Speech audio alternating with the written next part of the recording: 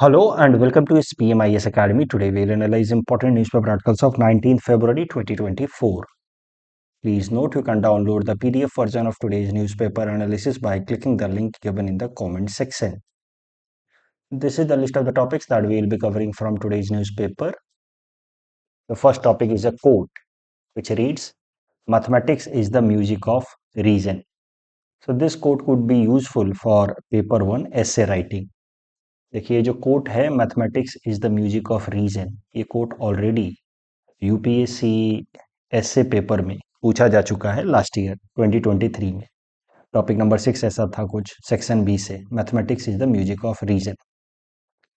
तो मैं ये बात समझता हूँ कि जब एक बार ये टॉपिक पूछा जा चुका है यूपीएससी में तो एज इट इज़ तो आएगा नहीं, चाहे एपीएससी का भी एग्जाम हो एज इट इज़ ही आएगा नहीं। बट फिर भी इस तरह के कोर्स हम लोग लेते हैं ताकि हम लोग थोड़ा ब्रेन स्टॉर्मिंग कर।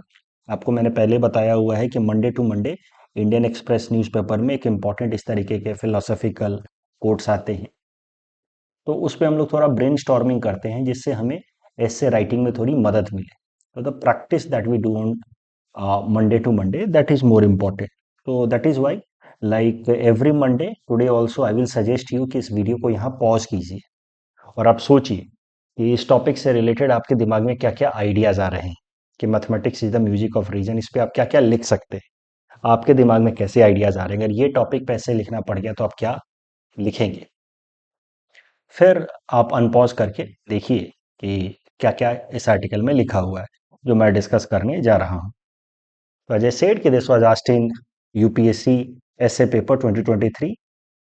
अभी ये जो कोट है it is exactly not clear कि ये किसने दिया है, but it is often attributed or associated with 19th century English mathematician James Joseph Sylvester। 1992 में एक बुक भी लिखी गई with the same name, Mathematics the Music of Reason। It was written by French mathematician Jean Dieudonné। तो ये जो quote है mathematics is music of reason, इसको दो तरीके से देखा जा सकता है, two ways to look at this idea. एक कि all the beautiful things in the world, जितनी भी अच्छी चीजें हैं, खूबसूरत चीजें हैं दुनिया में, वो सब कुछ मैथमेटिकल एक्सप्रेशन के ही फॉर्म में है। तो यहां म्यूजिक से हमने मतलब निकाला ब्यूटीफुल थिंग्स। तो all the harmonious and beautiful things are basically based on logic reason which is core of mathematics. एक आइडिया तो ऐसे आप सोचा जा सकता है कि maths are the expression of what is harmonious and beautiful in this world.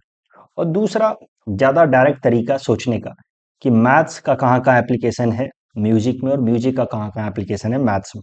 तो overlapping between music and maths, that would be the direct way of looking at this topic. And maths are the expression of what is harmonious and beautiful in the world, वो थोड़ा abstract way होगा to look at this topic. तो पहला ये abstract तरीका देखेंगे, दुनिया में जितनी भी खूबसूरत चीजें हैं वो में आप देखेंगे कि एक तरीके की मैथमेटिक्स। तो यहां म्यूजिक से हमने अंदाजा लगाया या मीनिंग निकाला ब्यूटीफुल थिंग्स। तो इसी चीज को बिल्ड करते हैं। देखिए मैथ्स मतलब use of geometry, use of algebra, trigonometry, इन सब में एक इंपॉर्टेंट आइडिया क्या होती है, सिमेट्री या एक पर्टिकुलर रिदम, एक particular logic. You see Taj Mahal is considered to be beautiful architecture, right. अभी ताजमहल के अंदर जो सबसे इंपॉर्टेंट चीज है वो है सिमेट्री।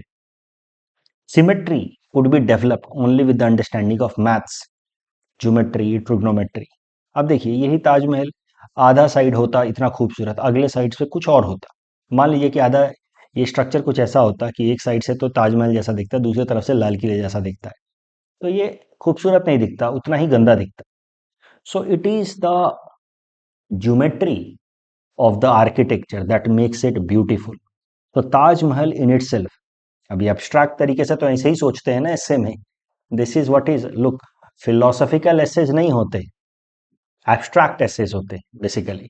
एब्स्ट्रैक्ट एसेज का मतलब होता है कि the lines itself do not convey direct meaning, you will have to make sense out of the lines that are given।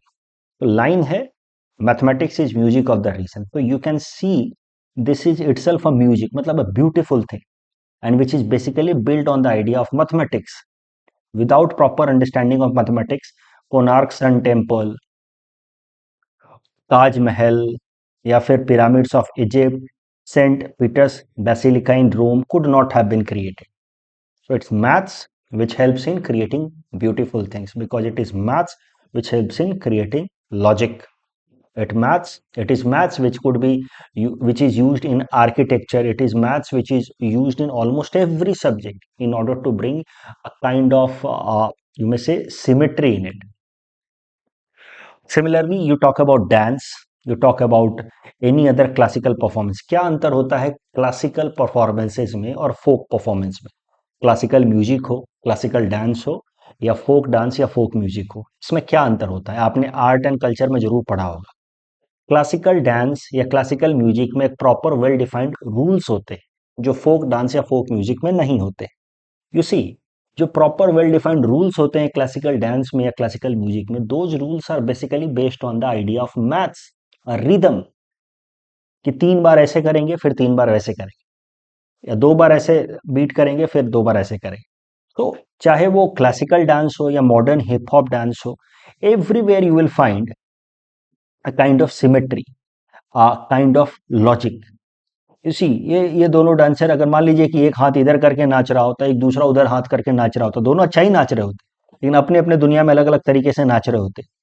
So it would appear absurd, not beautiful. Anything that is beautiful in the world, basically anything that is like music to us, like means beautiful in this world, has some mathematics into it, some structuring, symmetry into it. That is the idea when we say mathematics is music of reason. और जो दूसरा तरीका है इस topic को direct सोचने का, वो है overlap between music and maths. So if you analyze music, you will discover that there is pattern and consistency into it. अभी म्यूजिक सीखने के लिए मैंने भी काफी टाइम कोशिश की है अपने बचपन के दिनों में, तो जो 8 नोट होते हैं सारे गामा पा, उनका एक अपना प्रॉपर रिदम होता है. That rhythm is basically based on timing, कि इतने सेकंड ये फिर इतने सेकंड ये, ऐसा कुछ. अभी मुझे तो ज्यादा म्यूजिक के बारे में ज्ञान है नहीं, जितना थोड़ा बहुत सीखा उस हिसाब से मुझे एक बात समझ आई, जो इस आर्टिकल में भी लिखा है, कि music is basically based on consistency, rhythm, and those rhythms are basically developed on the basis of maths. जैसे आप सी सैट के सवाल करते हैं ना, maths is what, logic. Maths का मतलब फॉर्मूले नहीं, तो मैथ्स मतलब things that are developed on logic. तो जैसे आपको सीक्वेंस में क्वेश्चन दिया रहता है कि 2, 5, 8, तो अगला क्या होगा, 11, राइट. तो वैसे ही एक कंसिस्टेंसी, रिदम चाहिए होती है म्यूजिक में भी. That is why you see the great musician Mozart, Austrian musician Mozart, is known for his mathematical works as well. तो मोजार्ट साहब एक मैथमेटिशियन भी थे, और एल्बर्ट आइंस्टाइन साहब एक बढ़िया म्यूजिशियन भी थे.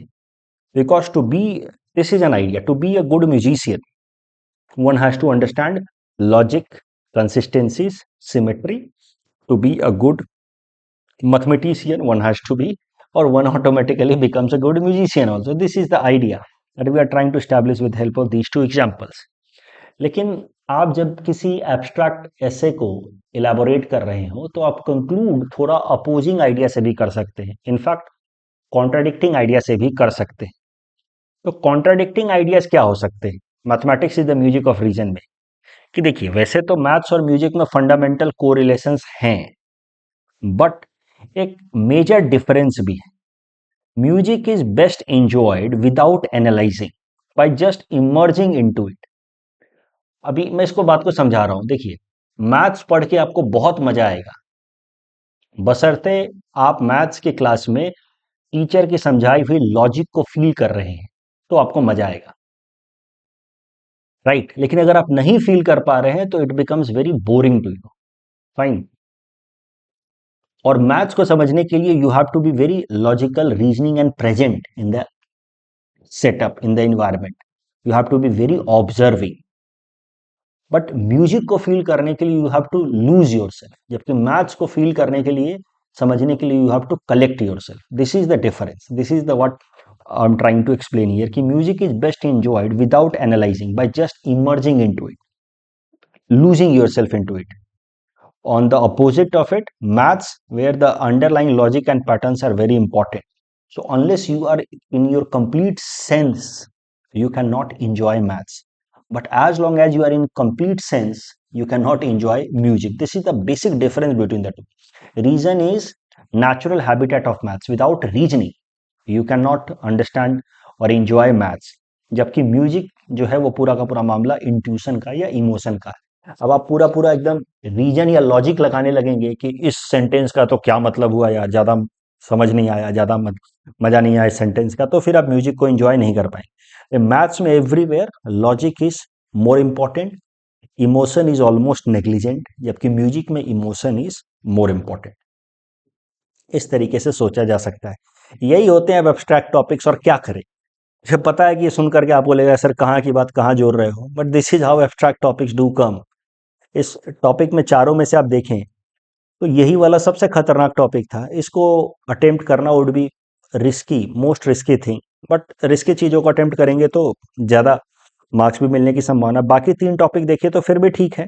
Education is what remains after one has forgotten what one has learned in the school. It is still okay. Girls are weighed down by restrictions, boys with demands to equal harmful discipline. It is still okay. ये सबसे खतरनाक था. जो खतरनाक वाली चीजें चुनने का मतलब है कि या तो खूब अच्छे मार्क्स मिलेंगे, नहीं तो बहुत खराब मिलेंगे. Topic second topic is act east policy and Myanmar military junta rule. ये असम ट्रिब्यून का ये टॉपिक है. अच्छा लगा मुझे, मैं सोचा इसको कवर कर लेता हूँ. इसकी मदद से काफ़ी सारी चीज़ें आपको पता चलेंगी. अगर आप एपीएससी की तैयारी कर रहे हैं तो ये वाला आर्टिकल पढ़ भी लीजिएगा असम ट्रिब्यून न्यूज़पेपर से. मैं पूरा बैकग्राउंड समझाता हूँ आपको. देखिए 1991 से पहले तक, when world was into cold war dynamics, तो 1991 से पहले तक India was heavily aligned with USSR, और इंडिया के ज़्यादातर ट्रेड यूएसएसआर से होते थे. देन 1991 में यूएसएसआर गॉट डिसइंटीग्रेटेड, और फिर उसके बाद India started to look for new partners. USSR disintegrate हुआ 1991 में. इंडिया के अंदर एलपीजी रिफॉर्म्स लाए गए. वर्ल्ड इकोनॉमी जो है ज़्यादा ग्लोबलाइजेशन और इंटीग्रेशन की तरफ जा रही थी, क्योंकि disintegration of USSR was itself a reminder to the world economy that market liberal model is better as compare to the socialist closed model.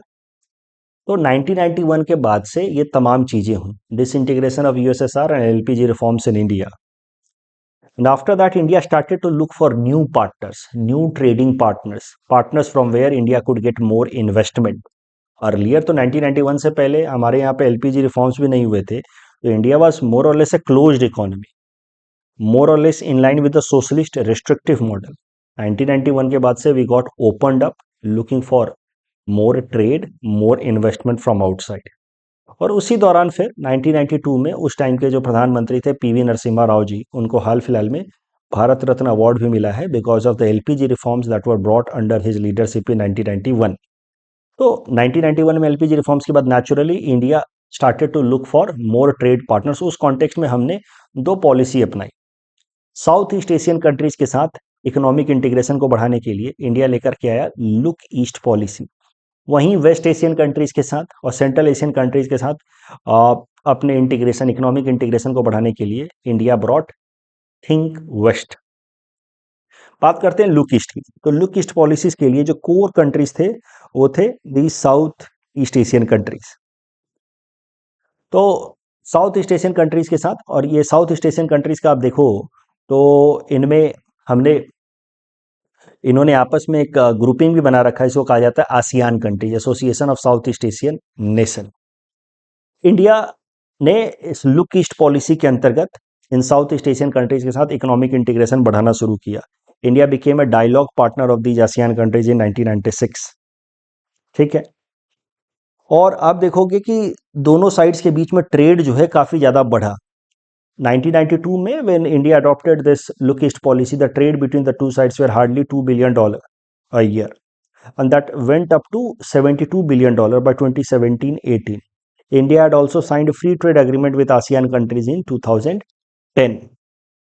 लेकिन फिर हुआ क्या, धीरे धीरे in the beginning of you may say 21st century, China became more aggressive. China aggressive होने का नतीजा ये हुआ कि इंडिया को अपनी policy with respect to this region, Asia Pacific region, धीरे धीरे बदलनी पड़ी. India started to have strategic partnership with the South east Asian countries also, not just economic integration.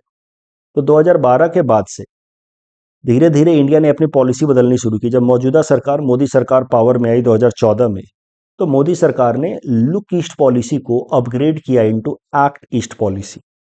Look east और एक्ट ईस्ट पॉलिसी में मुख्य अंतर है कि look east policy focused on the South east Asian countries mainly, and that too economic integration with the South east Asian countries. जबकि act east policy ने South East Asia के अलावा East Asian country, जिसमें Japan, South Korea को भी अपने focus के अंदर लाया एक्ट ईस्ट में.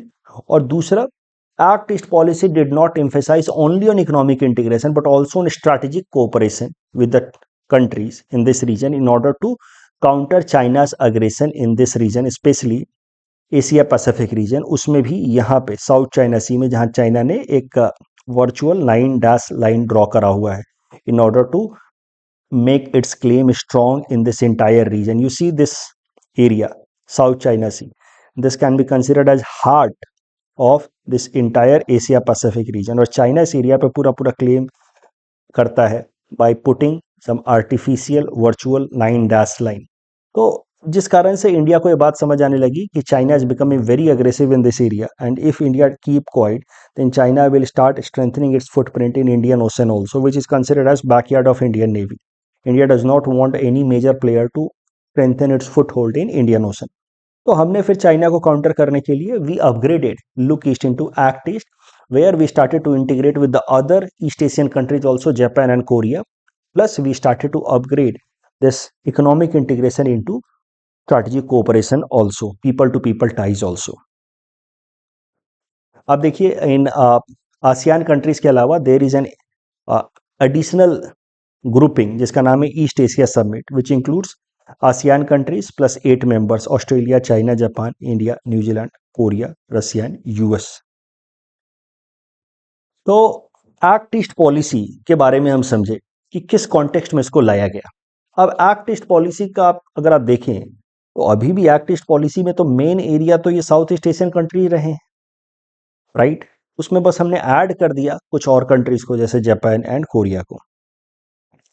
एक्ट ईस्ट पॉलिसी के इंप्लीमेंट होने के बाद पोटेंशियल या possibilities for north eastern states became very high, specially economic potential, क्योंकि एक्ट ईस्ट पॉलिसी का इंप्लीमेंटेशन मेनली इन नॉर्थ ईस्टर्न स्टेट्स के थ्रू ही होना है. 2021 का एक जयशंकर साहब का ये डायलॉग भी है कि Assam is central to the success of act east policy because north eastern states are gateway to India to the South east Asian countries. अब देखिए, तो ज्योग्राफिकल लोकेशन के कारण आप कह सकते थे कि एक्ट ईस्ट पॉलिसी अगर ठीक से इंप्लीमेंट होती तो उसका सबसे ज्यादा फायदा नॉर्थ ईस्टर्न स्टेट्स को मिलता. उसमें भी Guwahati was declared as the nodal city of act east policy. कई सारे जो infrastructure projects act east policy के अंतर्गत आ रहे हैं, IMT trilateral highway, Kaladan multi modal projects, they were to help north eastern states directly. For example, IMT trilateral highway, it will connect Moreh in Manipur to Mae Sot in Thailand via Mandalay, Yangon in Myanmar. तो ये trilateral highway, Kaladan multi model project, ये एक multi modal project है जो कोलकाता से त्रिपुरा और मिजोरम की connectivity को कम कर देगा. मतलब time required for the connectivity between Kolkata to Mizoram will be reduced with help of this Kaladan multi-modal project, which could be considered as an important project under Act East policy. Multi-modal मतलब अलग अलग modes का इस्तेमाल होगा इस project के अंतर्गत. पहले तो रिवराइन रूट, फिर यहाँ से सी रूट, फिर यहाँ से सितवे पोर्ट के थ्रू कालादान रिवर म्यांमार में होते हुए will connect to the border region in Mizoram. वहां से फिर ये highway that will take us to Aizawl. Overall जो टाइम कोलकाता से हमें एजवाल पहुंचने में 3 दिन लगता था, that can become brought down to 1 day. So इससे इंडिया के ईस्टर्न स्टेट्स और नॉर्थ ईस्टर्न स्टेट्स के बीच में कनेक्टिविटी बढ़ सकती है. तो डायरेक्टली फायदा नॉर्थ ईस्टर्न स्टेट्स को होगा.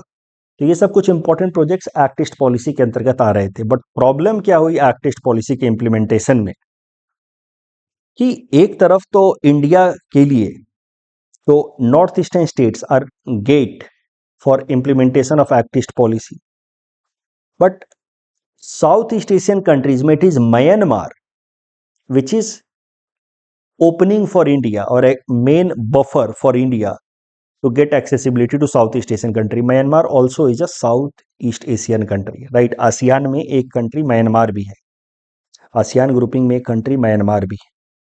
तो इंडिया को तो कई सारे फायदे या पॉसिबिलिटीज थे एक्ट ईस्ट पॉलिसीज के इम्प्लीमेंटेशन से, उसके सक्सेस से, और उसमें भी सबसे ज़्यादा फायदा नॉर्थ ईस्टर्न स्टेट्स को होने की उम्मीद थी, और उसमें भी Assam becoming being the biggest state in the north east, Assam की capital city Guwahati was expected to benefit the most. कई सारे उम्मीद की जा रहे थे कि सिंगापुर और इन सब की कंपनियां भारत के अंदर जब अपना ऑफिसेस खोलेंगी, बिजनेसेस को एक्सपैंड करेंगी, तो they will expand it via Assam, specially Guwahati. तो गुवाहाटी शहर को, यहाँ के लोकल बिजनेसेस को, यूथ को एम्प्लॉयमेंट अपॉर्चुनिटीज में काफ़ी फायदा मिलेगा, ऐसी उम्मीद थी with act east policy. But इस इम्प्लीमेंटेशन में, एक्ट ईस्ट पॉलिसी के इम्प्लीमेंटेशन में एक मेजर सेटबैक लगा in 2021 February. In the beginning of 2021 itself हुआ क्या कि म्यांमार, जो इंडिया और बाकी साउथ ईस्ट एशियन कंट्रीज के बीच में एक बफर स्टेट है, वहां पे हो गया मिलिट्री कू। वहां की मिलिट्री वापस से पावर में आ गई सिविलियन गवर्नमेंट को हटा करके, जिसको कहा जाता है मिलिट्री जुंता रूल। तो मिलिट्री ने वहां पे, सिविलियन गवर्नमेंट थी नेशनल लीग ऑफ डेमोक्रेसी की पार्टी जो है ना, एनएलडी की पार्टी, उनके लीडर आंग सान सूकी को अरेस्ट कर लिया। वैसे तो आंग सान सूकी was not the president of Myanmar at that time. She was but head of this party, ruling party NLD. NLD की सरकार को हटा दिया मिलिट्री ने, आंग सान सूकी को अरेस्ट कर लिया गया, and military Janata came to power. मतलब वहां की मिलिट्री कू, आर्मी रूल आ गया म्यांमार के अंदर। और तब से क्या हो रहा है कि म्यांमार के अंदर एक सिविल वॉर चल रहा है, because people who are supporters of the civilian government who wants democracy back, they are protesting against the military junta rule, and military junta is somehow forcefully trying to suppress such protest, and that has led to a civil war like situation in Myanmar. So naturally the important connectivity projects like IMT trilateral highway or Kaladar multi-modal projects will suffer, which is suffering. Overall India's focus to connect with Southeast Asian countries under Act East policy is also suffering. तो ये जो पूरा का पूरा Act East policy है, it is under jeopardy because of this military junta rule in Myanmar which has been there for last 3 years. यही इस article में लिखा है। एक मेजर अपॉर्चुनिटी नॉर्थ ईस्ट के डेवलप होने का वेस्ट हो रहा है because of the developments that have happened in Myanmar in last 3 years. The impact of military coup in Myanmar on Northeast India. Of course, it is hampering India's Act East policy implementation. Important projects like IMT trilateral highway, Kaladar multimodal projects have suffered. दूसरा, security challenges. You see, economic progresses तो hamper हो ही रहे हैं, plus north east के अंदर कितने सारे insurgent groups हैं। अपने असम में भी एक तो मेजर इंसर्जेंट ग्रुप अभी भी फंक्शनल है, राइट। तो ये सारे इंसर्जेंट ग्रुप्स, ऐसी खबरें आ रही थी, इंटेलिजेंस रिपोर्ट्स, कि they are entering into underground tacit agreement with the military junta rule in Myanmar. कि ऐसे रिपोर्ट्स थी इंटेलिजेंस की, लास्ट ईयर ये खबर थी कि मिलिट्री जनता रूल इनकरेज कर रही है इन इंसर्जेंस ग्रुप्स को ऑफ इंडिया के, आप हमारे यहाँ पे मदद करो यहाँ के लोकल प्रोटेस्टर्स को सप्रेस करने में, जो हमारे मिलिट्री जनता के खिलाफ प्रोटेस्ट कर रहे हैं, और बदले में हम आपको अपने देश के अंदर रेफ्यूज देंगे और यहाँ से आप काउंट इंसर्जेंसी ऑपरेशंस चलाना against India in north eastern states. ऐसी खबरें हैं। तो इसी, on one side we have lost economic opportunities because of this Myanmar military coup. On the other side, the security challenges have even become bigger threat for us, क्योंकि अब insurgent groups are getting refuge in Myanmar. तो ये north eastern states के लिए हर तरीके से problem वाली बात है। तीसरी बात, चूंकि म्यांमार के अंदर सिविल वॉर चल रहा है, मिलिट्री अनरेस्ट चल रहा है, तो ऐसे हालत में हमेशा एक पॉसिबिलिटी बनी रहती है कि वहां से इलीगल रेफ्यूजीज माइग्रेट कर सकते हैं, इनफ्लक्स हो सकता है इनका in the border states of India. So that problem is also there. जैसे बांग्लादेश के टाइम में हुआ, बांग्लादेश क्रिएशन के टाइम में 1971 में इंटरनल सिविल वॉर के कारण वो इलीगल इन्फ्लक्स हुआ भारत के अंदर, जो आज तक एनआरसी वगैरह से हम लोग रिजॉल्व करने की कोशिश कर रहे हैं। तो similar threats could happen because of this military junta rule in Myanmar and associated crackdown against the protesters. तो ये सब थ्रेट्स हैं। यही चीज यहाँ लिखी गई है, act east policy Myanmar military junta rule. तो ये टाइमलाइन मैंने दिखाया है कि USSR was major trade partner of India pre 1991 era, but 1991 में disintegration of USSR, India looking for new trade investment avenues. तो 1992 में we came up with Look East policy for economic integration with ASEAN and Think West for Central Asia and Middle East. फिर 2012 में with rising China's aggression, India upgraded Look East to Act East policy in 2014. Look east और act east में main अंतर क्या है कि look east focused on ASEAN countries, act east focused on ASEAN plus east Asia, like Japan and south Korea also included. East Asia में China भी आता है, बट एक्ट ईस्ट का मेन गोल ही है चाइना को काउंटर करना। और look east focused on economic integration, while act east focused on economic strategic partnership areas. Military coup in Myanmar in 2021, it derailed Act East policy for India. इस पूरे topic पे ऐसा कुछ mains का question आ सकता है, return of military Janata in Myanmar has hampered the prospects of north eastern states of India, discuss this statement with special emphasis on act east policy. जितना मैंने डिस्कशन दिया उसके बेसिस पे आप इस क्वेश्चन को आराम से अटेम्प्ट कर सकते हैं। Please attempt this question. Topic number 3 is supreme court on appointment of DGP. This topic is important from our syllabus GS paper 3 governance point of view. देखिए, पुलिस रिफॉर्म से रिलेटेड सबसे जो इम्पोर्टेंट सुप्रीम कोर्ट का case है वो है Prakash Singh case. तो Prakash Singh ji was former DGP of Uttar Pradesh police. अपने रिटायरमेंट के बाद उन्होंने एक पीआईएल फाइल किया सुप्रीम कोर्ट के अंदर, जहां पे उन्होंने सुप्रीम कोर्ट को रिक्वेस्ट किया कि आप तमाम स्टेट गवर्नमेंट्स को इंस्ट्रक्शन दें कि स्टेट गवर्नमेंट्स पुलिस को अपना काम ऑटोनॉमी से करने दें, क्योंकि अगर ऐसा हो पाया, if police is allowed to act without much interference from the politicians at a state level, then police will be able to avoid many law and order problems which are easily avoidable but still do happen because of excessive political interference. तो ऐसा कुछ PIL डाला प्रकाश सिंह जी ने supreme court के अंदर। Supreme court ने 2006 में फैसला सुनाते हुए 7 डायरेक्टिव्स दिए स्टेट गवर्नमेंट्स को with respect to police reforms कि ये 7 स्टेप्स आपको लाने हैं। Constitute a state security commission, तो एक कमीशन बनाइए जो पुलिस डिपार्टमेंट के जो हाई लेवल ऑफिसर्स हैं उनका ट्रांसफर पोस्टिंग देखे। इससे कैसा है कि the police officers will be protected from undue interference of the political leaders. Fixed 2 year टेनियर of DGP, जो टॉप मोस्ट पुलिस ऑफिसर हैं डीजीपी, उनका 2 साल का टेनियर फिक्स कर दीजिए। 2 year term from SP and SHO. Separate investigation team and law and order team, investigation के लिए अलग टीम होनी चाहिए, लॉ एंड ऑर्डर के लिए अलग टीम होनी चाहिए पुलिस की, तभी जाकर के एफिशिएंसी मेंटेन हो पाएगा। Setup police establishment board to look for the welfare of the police cadres. Setup police complaint authorities at state and district level, ताकि अगर पुलिस कुछ गलती करे तो उसके खिलाफ कंप्लेन हो पाए police complaint authority. Setup A national security commission at the central level for ensuring autonomous function of the police department. ठीक है, अभी जो सुप्रीम कोर्ट ने डायरेक्टिव्स दिए उसको ठीक से किसी भी स्टेट ने पूरी तरह से तो इम्प्लीमेंट नहीं किया है। हमारे स्टेट असम में 2021 में एक अमेंडमेंट लाया गया और उसमें ये सब कुछ कुछ चीज़ें इंसर्ट करने की कोशिश की गई, स्पेशली पुलिस कंप्लेंट अथॉरिटी बनाने की कोशिश की गई है। बट पूरी तरीके से ये तमाम नियम जो है किसी भी स्टेट में 100% तो इम्प्लीमेंट नहीं हो पाया है। सुप्रीम कोर्ट ने क्या किया, साल 2018 में अपने ही इस प्रकाश सिंह फैसले को फर्दर बिल्डअप करते हुए कुछ और डायरेक्टिव्स दिए with respect to appointment of DGP. ये अब डीजीपी के अपॉइंटमेंट से रिलेटेड तो एक बात कही थी उन्होंने प्रकाश सिंह केस में कि 2 ईयर टेनियर फॉर डीजीपी।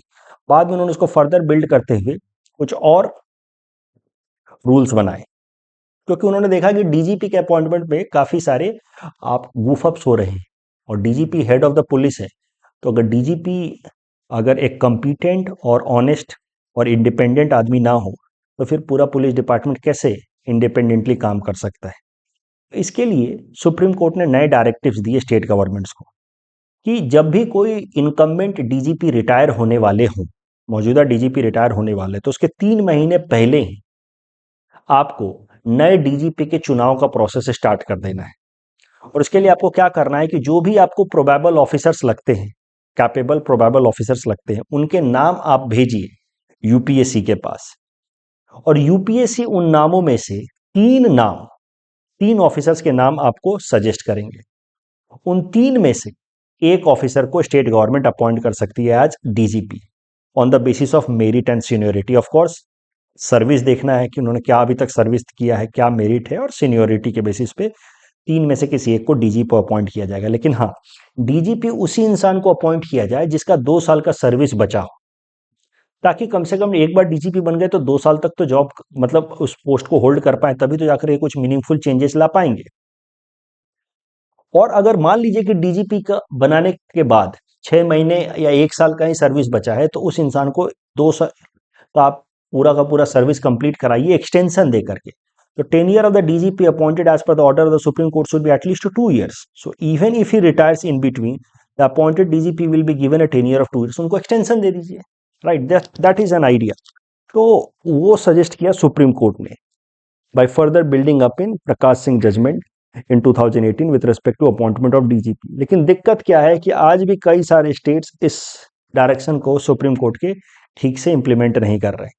और उसी से रिलेटेड एक करंट न्यूज है कि मिनिस्ट्री ऑफ होम अफेयर्स ने कई सारे डिफॉल्टिंग स्टेट्स को डायरेक्शंस दिया है कि आप सुप्रीम कोर्ट के डायरेक्टिव को ईमानदारी से फॉलो कीजिए। हुआ क्या है कि कई सारे स्टेट्स जैसे कि आंध्र प्रदेश, तेलंगाना, उत्तर प्रदेश, पंजाब, ये लोग क्या कर रहे हैं कि फुल टाइम डीजीपी अपॉइंट कर ही नहीं रहे हैं। ये लोग एक्टिंग डीजीपी करके 3 महीने 4 महीने के लिए डीजीपी अपॉइंट कर रहे हैं। भाई, जब आपके पास एक पूरा कैडर है सीनियर पुलिस ऑफिसर्स का, उनमें से किसी को आप फुल टाइम डीजीपी अपॉइंट कर दीजिए।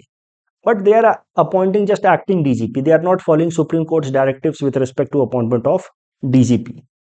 तो इस कारण से मिनिस्ट्री ऑफ होम अफेयर्स ने इन सारे स्टेट्स को डायरेक्शंस दिया कि आप प्लीज सुप्रीम कोर्ट के डायरेक्शन को माने with respect to appointment of DGP. तो appointment of DGP Prakash Singh case 2006, supreme court laid down norms for police reforms.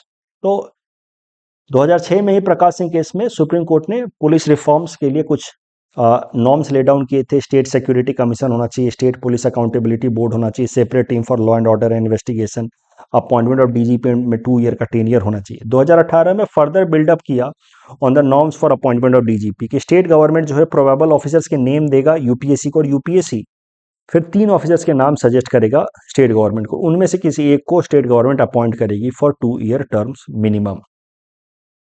इस टॉपिक के बेसिस पे प्रीलिम्स प्रैक्टिस क्वेश्चन हमने आपको दे रखा है। Please attempt this question and submit the answer in the comment section.